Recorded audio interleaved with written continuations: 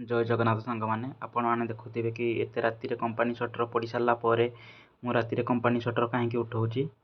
କିଛି ନୁହେଁ ଆଜ୍ଞା, ତ ଯେହେତୁ ଆଜି ବଡ଼ ଦିନ ଥିଲା, କମ୍ପାନୀରେ କାମ କିଛି ନଥିଲା, 6:30 ବେଳକୁ କମ୍ପାନୀ ବନ୍ଦ ହୋଇଯାଇଥିଲା।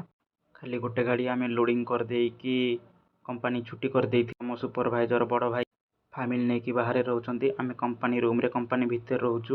କିଛି ଏମର୍ଜେନ୍ସି ଟାଇମ୍ରେ କମ୍ପାନୀର କାମ ଆସିଲେ ତ ନିହାତି କରିବାକୁ ପଡ଼ିବ। ଭାଇ ଆପଣମାନେ ଜାଣିଥିବେ, ଯେଉଁମାନେ କମ୍ପାନୀ ଅଣ୍ଡରରେ କମ୍ପାନୀ ରୁମ୍ରେ ରହୁଛନ୍ତି।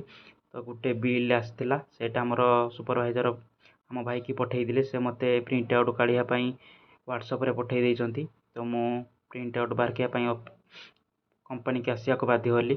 ବର୍ତ୍ତମାନ ଦେଖୁଥିବେ ମୁଁ କମ୍ପାନୀ ଅଫିସ୍ ରୁମ୍ ଖୋଲିକି ଯାଇକି ସିଷ୍ଟମ୍ ପାଖରେ ପହଞ୍ଚିଗଲି।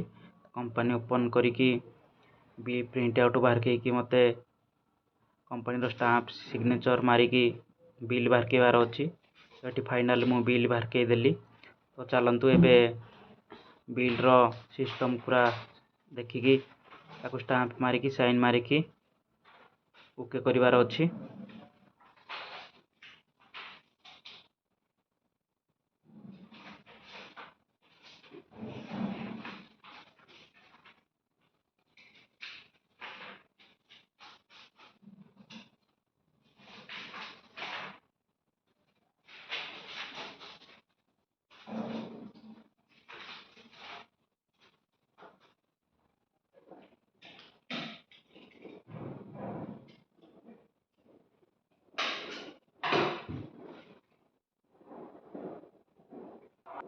ଦେଖିପାରୁଥିବେ ପୁରା ବିଲ୍ ବାହାରକେଇକି ମୁଁ ବରାବର ଓକେ କରିସାରିଲା ପରେ ଏଠି ପିନ୍ ମାରିକି ଷ୍ଟାମ୍ପ ମାରୁଛି।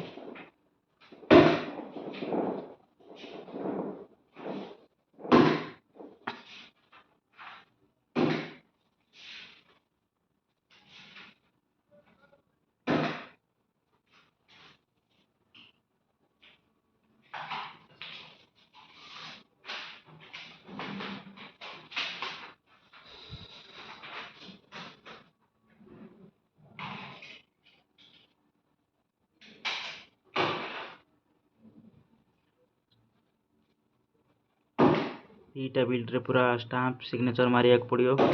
ଗୋଟେ ଗାଡ଼ିରେ ଯିବ ଆଉ ଗୋଟେ ଆମ କମ୍ପାନୀରେ ରହିବ।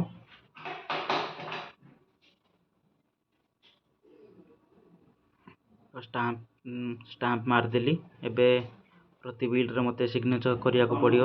ଯେହେତୁ ଭାଇ ଆମର କାମ କରନ୍ତି, ଭାଇ ରୁମ୍ରେ ଅଛନ୍ତି, ତ ମୁଁ ବି ଏ କାମ ବେଳେବେଳେ କରେ। ଏବେ ମୋ ସାଇନ୍ ହିଁ, ଯେହେତୁ ମୁଁ ଏ କାମ କରୁଛି, ମୋ ସାଇନ୍ ହିଁ ମୋତେ କରିବାକୁ ପଡ଼ିବ। ମୁଁ ଏବେ ସବୁ ବିଲ୍ରେ ସଠିକ୍ ଭାବରେ ଷ୍ଟାମ୍ପ ମାରିକି ସିଗ୍ନେଚର୍ କରୁଛି।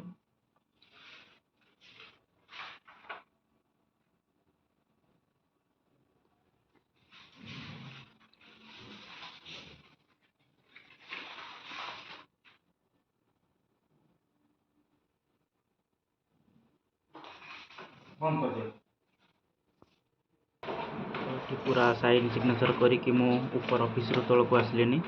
ବିଲ୍ ଧରିକି ଦେଖୁଛନ୍ତି ଭାଇମାନେ ଆପଣ। ତ ଫେରେ କମ୍ପାନୀ ରାତିରେ ଫେରେ କମ୍ପାନୀ ସଟର ମୋତେ ପକେଇବାକୁ ପଡ଼ିବ।